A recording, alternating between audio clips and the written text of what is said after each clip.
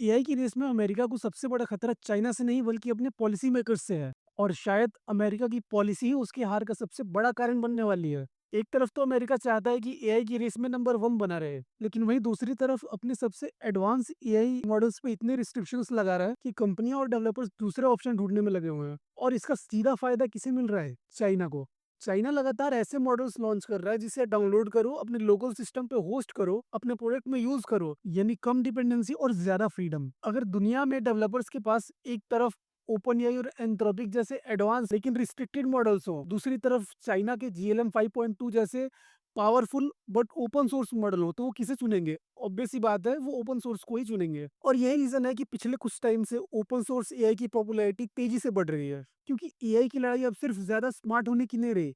अब लड़ाई इस चीज की भी है कि कौन सबसे पहले ज्यादा लोगों तक पहुंचेगा, क्योंकि टेक्नोलॉजी वही जीतती है जिसे लोग मास लेवल पे अपनाते हैं। अगर डेवलपर्स और कंपनियां किसी दूसरे इकोसिस्टम पे चली गई तो उन्हें वापस से अपने इकोसिस्टम में लेके आना बहुत मुश्किल है। और यही कारण है कि एक्सपर्ट्स ये मान रहे हैं कि ये रिस्ट्रिक्शंस अमेरिका को एआई रेस में काफी पीछे लेके चले जाएंगे। अमेरिकन पॉलिसी मेकर्स का ये तर्क है कि एडवांस एआई बिना रिस्ट्रिक्शंस के छोड़ना नेशनल सिक्योरिटी के लिए खतरा साबित हो सकता है। और यही पे क्लैश सामने आ रहा है, क्योंकि चाइना अपने हैवी वेट मॉडल्स को ओपन सोर्स कर रहा है, और यही है एआई की इस रेस में चाइना का सबसे बड़ा दाम। अब सवाल आपसे है, क्या एआई को पूरी तरीके से ओपन सोर्स होना चाहिए या गवर्नमेंट का कंट्रोल जरूरी है? कमेंट करके अपनी राय जरूर बताना, और वीडियो अच्छी लगी हो तो लाइक जरूर करना।